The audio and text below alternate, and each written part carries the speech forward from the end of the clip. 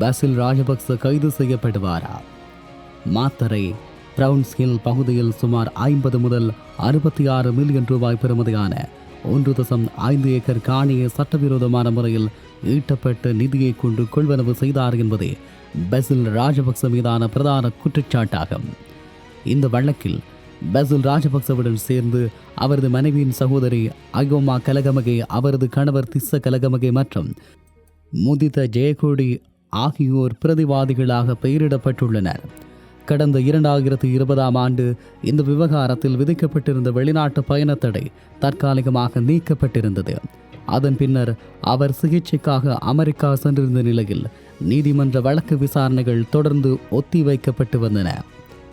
இந்த நிலையில் கடந்த காலங்களில் பசில் ராஜபக்சவின் சட்டத்தரணிகள் அவர் உடல்நலக் குறைவு காரணமாக வெளிநாட்டில் சிகிச்சை பெற்று வருவதாக மருத்துவ அறிக்கைகளை நீதிமன்றத்தில் சமர்ப்பித்து கால அவகாசம் கோரி வந்தனர். இருப்பினும் சட்டமா அதிபர் திணைக்களத்தின் சார்பில் ஆஜரான பிரதி சொலிசிட்டர் ஜெனரல் இந்த மருத்துவ அறிக்கைகளில் உள்ள முரண்பாடுகளை நீதிமன்றத்தின் கவனத்திற்கு கொண்டு வந்தார். மேலும் பசில் ராஜபக்ச இலங்கை வருவதற்கு விமான டிக்கெட்டுகளை முன்பதிவு செய்துவிட்டு பின்னர் அதனை வேண்டுமென்றே ரத்து செய்துள்ளதாக விசாரணைகளில் அம்பலமானது. நீதிமன்றத்தின் நிலைப்பாடு நீதிமன்றத்தை அவமதிக்கும் வகையில் விசாரணைகளை தாமதப்படுத்தும் வகையிலும் பிரதிவாதி நடந்து கொள்வதை அவதானித்த மாத்தறை நீதவான் இறுதியாக இந்த கடுமையான கைது உத்தரவை, அதாவது பிடியாணையை பிறப்பித்துள்ளார். நீதிமன்றம் உத்தரவிட்டிருந்தாலும் பசில் ராஜபக்ச உடனடியாக கைது செய்யப்படுவாரா என்பதில் பல நடைமுறை சிக்கல்களும் சட்ட ரீதியான உத்திகளும் ஒளிந்து காணப்படுகிறது. ஒன்று, பசில் ராஜபக்ச இலங்கை மற்றும் அமெரிக்கா ஆகிய 2 நாடுகளினதும் குடியுரிமையை கொண்டிருந்தவர், அதாவது இரட்டை குடியுரிமை. தற்போது அவர் வெளிநாட்டில், குறிப்பாக அமெரிக்காவில் தங்கியிருக்கும் பட்சத்தில் இலங்கை போலீசாரினால் அவரை நேரடியாக கைது செய்ய முடியாது. அதற்கு சர்வதேச போலீஸ், அதாவது இன்டர்போல் மூலமாக சிகப்பு அறிவித்தல் விடுக்கப்பட வேண்டும் அல்லது நாடு கடத்தல் ஒப்பந்தங்கள் மூலமாக நடவடிக்கை எடுக்க வேண்டும். இது மிக நீண்டதொரு சட்ட போராட்டமாகும். இந்த நிலையில் இலங்கை அரசியலில் ராஜபக்ச குடும்பத்தின் செல்வாக்கு மற்றும் ஸ்ரீலங்கா பொதுஜன பிரமுன கட்சியின் பின்னணி முழுமையாக மறைந்து விடவில்லை.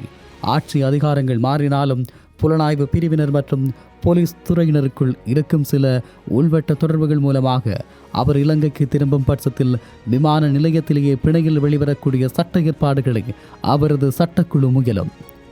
இந்த நிலையில் இலங்கை அரசியல்வாதிகள் கைது உத்தரவுகளில் இருந்து தப்பிக்க பயன்படுத்தும் ஆகச் சிறந்த ஆயுதம் திடீர் உடல்நலக்குறைவு. பசில் ராஜபக்ச இலங்கைக்கு வந்து கைது செய்யப்பட்டாலும் அவர் சிறைக்கு செல்வதற்கு பதிலாக சொகுசு தனியார் வைத்தியசாலை ஒன்றில் அனுமதிக்கப்பட்டு அங்கிருந்தே பிணை பெறுவதற்கான சட்ட நகர்வுகளும் மேற்கொள்ளப்பட அதிக வாய்ப்புகள் உள்ளன. இந்த நிலையில் மாத்தறை நீதிமன்றத்தின் இந்த அதிரடி உத்தரவு இலங்கையின் சட்ட நிர்வாகம் இன்னும் உயிர்ப்புடன் இருக்கிறது என்பதை காட்டினாலும் குற்றஞ்சாட்டப்பட்டவர் ஒரு சாதாரண குடிமகன் அல்ல, நாட்டின் முன்னாள் நிதியமைச்சர் மற்றும் அரசியல் சாணக்கியர் என வர்ணிக்கப்படும் பசில் ராஜபக்ச. எனவே அவர் உடனடியாக சிறைக்குள் தள்ளப்படுவார் என்று எதிர்பார்ப்பதை விட இந்த உத்தரவுக்கு எதிராக அவரது சட்டத்தரணிகள் மேல் நீதிமன்றத்தில் மறு ஆய்வு மனு தாக்கல் செய்து இந்த பிடியாணையை ரத்து செய்யவோ அல்லது இடைக்கால தடை உத்தரவு பெறவோ தீவிரமாக முயற்சிப்பார்கள் என்பதே தற்போதைய களஜதார்த்தமாகும். சட்டம் தன் கடமையை செய்யுமா அல்லது அரசியல் சதுரங்கத்தில் இந்த வழக்கும் காலப்போக்கில் மங்கி போகுமா என்பதை பொறுத்திருந்தே நாம் பார்க்க வேண்டும். இலங்கையின் அரசியலில் நிழலுலக சாணக்கியராக வர்ணிக்கப்பட்ட பசில் ராஜபக்ச நெலும் பொக்குன, அதாவது தாமரை தடாகம் நிதி விவகாரம், மல்வானை காணி வழக்கு ஆகியவற்றிலிருந்து தப்பிய விதம் மற்றும் மாத்தறை பிரவுன் கவுன்சில் விவகாரம் எவ்வாறு அவரது அரசியல் எதிர்காலத்துக்கு முற்றுப்புள்ளி வைத்தது என்பது தொடர்பாகவும் பார்க்க வேண்டியிருக்கிறது. குறிப்பாக நீதிமன்ற பிடியாணை பிறப்பிக்கப்பட்டவுடன் சர்வதேச நாடுகளுக்கு தப்பிச் செல்வது எப்படி சாத்தியமாகிறது? இரட்டை குடியுரிமை கொண்ட அரசியல்வாதிகளை இன்டர்போல் மூலம் கைது செய்வதில் இலங்கை எதிர்கொள்ளும் நடைமுறை மற்றும் ராஜதந்திர சிக்கல்கள் என்ன? இது தொடர்பாக ஒரு ஆழமான பார்வையை செலுத்த வேண்டும். பிரவுன் கவுன்சில் காணி விவகாரத்தில் பயன்படுத்தப்பட்டதாக கூறப்படும் கருப்பு பணம் எவ்வாறு வெள்ளையாக்கப்பட்டது? குற்றம் நிரூபிக்கப்படும் பட்சத்தில் இந்த 1.5 ஏக்கர் சொகுசு காணியை அரசாங்கம் எவ்வாறு தன்வசப்படுத்தும் மற்றும் இதனுடைய தொடர்புடைய ஏனைய பிரதிவாதிகளுக்கு கிடைக்கக்கூடிய தண்டனைகள் என்ன? இலங்கையில் ஆட்சி மாறும் போதெல்லாம் ராஜபக்ச குடும்பத்தினர் மீதான வழக்குகள் வேகம் எடுப்பதும் பின்னர் அரசியல் இணக்கப்பாடுகள் மூலம் அவை நீர்த்து போவதுமே கடந்த 10 ஆண்டு கால அரசியல் சட்ட நாடகங்களின் பின்னணி தொகுப்பாக இது காணப்படுகிறது. இந்த தலைப்புகளின் அடிப்படையில் எழுகின்ற சந்தேகங்களுக்கு யார் எப்படி பதில் தரப்போகிறார்கள் என்பதுதான் இங்கிருக்கக்கூடிய மிக முக்கியமான விடயமாகும். இந்த விவகாரத்தை எப்படி கையாள்வது, இதன் மூலமாக இதனை நிறைவேற்றுவது, இப்படி நிறைய கேள்விகள் இருந்து கொண்டுதான் இருக்கிறது. இலங்கையின் அரசியல் வரலாற்றில் வழக்கு விசாரணை என்பது பல நேரங்களில் சட்டத்தை நிலைநாட்டுவதற்கான ஆயுதமாக இல்லாமல் அரசியல் அதிகார சமநிலையை தீர்மானிக்கும் ஒரு சதுரங்க காயாகவே பயன்படுத்தப்பட்டு வந்துள்ளது. குறிப்பாக கடந்த 10 ஆண்டுகளாக ராஜபக்ச குடும்பத்தினர் மீதான நிதி மோசடி மற்றும் அதிகார துஷ்பிரயோக வழக்குகள் ஆட்சி மாற்றங்களுக்கு ஏற்ப எவ்வாறு வேகம் எடுத்தன என்பதும் பின்னர் எவ்வாறு மழுங்கடிக்கப்பட்டது என்பதும் ஆழமான ஒரு அரசியல் பார்வைக்கு தேவையானது. 2015 ஜனவரியில் மைத்ரிபால சிறிசேன ரணில் விக்ரமசிங்க தலைமையிலான நல்லாட்சி அரசாங்கம் அமைக்கப்பட்ட போது அதன் பிரதான தேர்தல் வாக்குறுதியை ராஜபக்சக்களின் ஊழல்களை அம்பலப்படுத்தி திருடப்பட்ட மக்கள் பணத்தை மீட்போம் என்பதுதான்.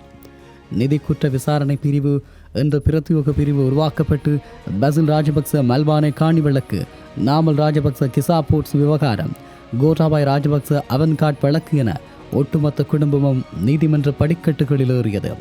ஆனால் திரைக்கு பின்னால் மைத்ரிபால சிறிசேனவுக்கும் மஹிந்த ராஜபக்சவுக்கும் இடையிலான ஸ்ரீலங்கா சுதந்திர கட்சி முரண்பாடுகளும் ரணில் விக்ரமசிங்கவின் இணக்க அரசியல் உத்திகளும் விசாரணைகளை தாளம் போட வைத்தன. குற்றச்சாட்டுகள் ஊடகங்களில் பிரேக்கிங் நியூஸாக பலம் வந்ததே தவிர ஒரு வழக்கு கூட இறுதி தீர்ப்பை எட்டவில்லை. இந்த நிலையில் 2019 கோட்டாபாய் ராஜபக்ச ஜனாதிபதியாக பதவியேற்றவுடன் அதுவரை தாளம் போட்டுக் கொண்டிருந்த சட்ட நாடகம் தலைகீழாக மாறியது. தமக்கு வேண்டிய அதிகாரிகளை முக்கிய பொறுப்புகளில் அமர்த்திய ராஜபக்ச அரசாங்கம் அரசியல் பழிவாங்கல் குறித்து விசாரிப்பதற்கான ஜனாதிபதி ஆணைக்குழு ஒன்றை அமைத்து நல்லாட்சி காலத்தில் தொடுக்கப்பட்ட வழக்குகள் அனைத்தும் அரசியல் பழிவாங்கல் என முத்திரை குத்தப்பட்டது. சட்டமா அதிபர் திணைக்களம் பல வழக்குகளை தொழில்நுட்ப காரணங்களை காட்டி திரும்ப பெற்றது. சாட்சிகள் பிறல் சாட்சிகளாக மாறினர். பசில் ராஜபக்ச மீதான பல பில்லியன் ரூபாய் மோசடி வழக்குகள் உள்ளிட்ட அனைத்தும் அடுத்தடுத்து தள்ளுபடி செய்யப்பட்டு அவர்கள் தூய்மையானவர்களாக நீதிமன்றத்தினால் விடுவிக்கப்பட்டார்கள்.